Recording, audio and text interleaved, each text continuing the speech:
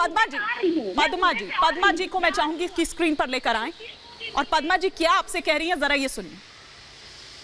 पद्मा जी।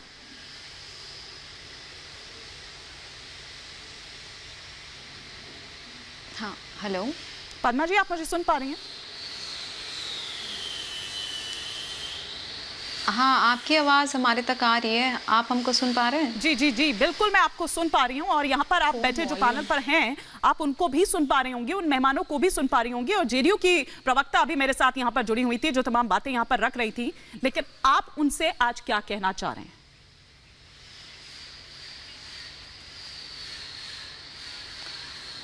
हम बस यही कहना चाहते हैं कि जो भी ये डिसीजन लेके नीतीश कुमार जी ने, और जिनकी वजह से आनंद मोहन को बाहर रिहा किया गया है, वो बहुत ही ज़्यादा गलत है। शायद ये जो भी होंगे, ऑपोजिशन के होंगे, ये हमारे पापा को सपोर्ट करने वाले जो हैं, उनको शायद पता होगा कि किस तरीके के सर्विस हमारे पापा ने किया था।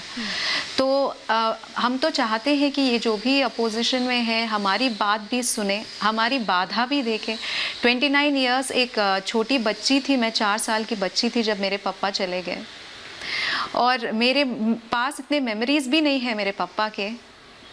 इसलिए नहीं है क्योंकि मेरे पापा हमेशा ड्यूटी पे ही थे, हमेशा बिहार के लोगों के लिए काम किया है। और कितना काम किया है बिहार के लोगों से पूछिएगा।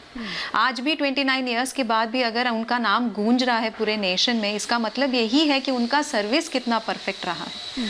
शायद इंडिया आज इसलिए माना जाता है कि अभी भी डेवलपिंग कंट्री है क्योंकि यहाँ पे ऑनेस्ट ऑफिसर्स को मार डालते हैं।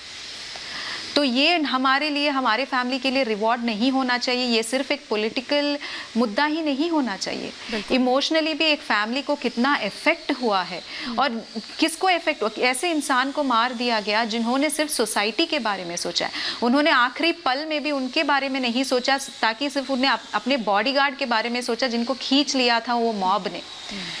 बिल्कुल। तो उनके लास्ट टाइम पे भी उन्होंने अपने बारे में नहीं सोचा है। ऐसे इंसान को उन्होंने मार दिया है। आज नीतीश कुमार जी सपोर्ट करके ऐसे क्रिमिनल को बाहर लेके आ रहे हैं, ये सही नहीं है। अनुप्रिया जी, इस बेटी की आवाज सुनाई दे रही है आपको? मैं ज़्यादा पॉलिटिक्स के बारे में जानती नहीं हूँ, मैं ना ही जानना चाहती हूँ। मगर हमारा ये जो दर्द भरा स्ट्रगल रहा है 29 इयर्स में, हमको स्कूल जाने में डर लगता था। हमको कितने सवाल पूछते थे कि तुम्हारे पप्पा कौन है, तुम कहाँ रहती हो। हमको उनको सवाल करने, उनके सवाल के जवाब देने में हमको डर लगता था। आज भी हम डर में ही जी रहे हैं कि कौन कोई आके किस दिन कर देगा। ठीक है, ठीक है। हमारी जो स्ट्रगल है, हमारी स्ट्रगल से कोई कंपैरिजन नहीं है। जो इस बेटी की आवाज आपको सुनाई नहीं दे रही है, वो किस तरह से कह रही है कि आज भी खौफ में है, और आप क्या कर रहे हैं? एक ऐसे ऑफिसर के हत्यारे से हाथ मिला रहे हैं, समझौता कर रहे हैं, गलबैया कर रहे हैं। हिमानी जी, मैं आपसे बस 10 सेकंड का मैं मोहलत मांगती हूँ कि बिना इंटरप्रेट आप मुझे सुनेंगे। मैं बहुत ड्यू रिस्पेक्ट, मैं संवेदना है मैं इनके साथ में, लेकिन मैं एक बात आपको बता दूं जो पूरे देश को जानने की जरूरत है। जिस तरह से बीजेपी दोहरी चरित्र के साथ में चल रही है, और सुशील मोदी जी ने 2023 में 13 फरवरी को आनंद मोहन की रिहाई की मांग करते हैं अपने ट्विटर पे, और आज कहते हैं कि उनको गुंडा और मवाली कहते हैं। दोहरा चरित्र देश के सामने ये प्रसारित नहीं किया जाए। मैं आपको, अगर मुझे कहिएगा तो मैं उनका ट्वीट पढ़ के सुनाती हूँ। उन्होंने कहा कि आनंद मोहन को रिहाई की जाए। नीतीश कुमार जी, जब राजीव गांधी जी की हत्या के दोषी पाए गए लोगों को रिहा किया जा सकता है, तो पूर्व सांसद आनंद मोहन की रिहाई संभव क्यों नहीं?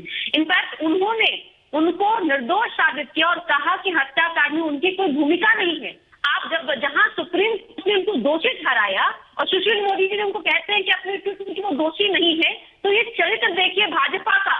और ये सवाल जो मुझसे आप पूछ रही हैं, आपको भाजपा के नेताओं से पूछना चाहिए कि दोहरे चरित्र के साथ में क्यों है। आज वो जिस फैसले का विरोध कर रहे हैं, यह फैसला हमने नहीं लिया है, यह परिहार बोर्ड ने लिया है। अच्छा। और इसी तरह का परिहार बोर्ड का फैसला हमने गुजरात के जो एक बेटी को हमने देखा था, 32 वालों के साथ में जो अपराध हुआ था, अपराध हुआ था, कानून में ये अगर सुप्रीम कोर्ट, ऊपरी अदालत अगर ये कह चुकी है कि भैया ये दोषी है, ये हत्यारा है, इसने हत्या की है और अपनी सजा पूरी करेगा, तो फिर आप कौन होते हैं कम ज्यादा करने वाले?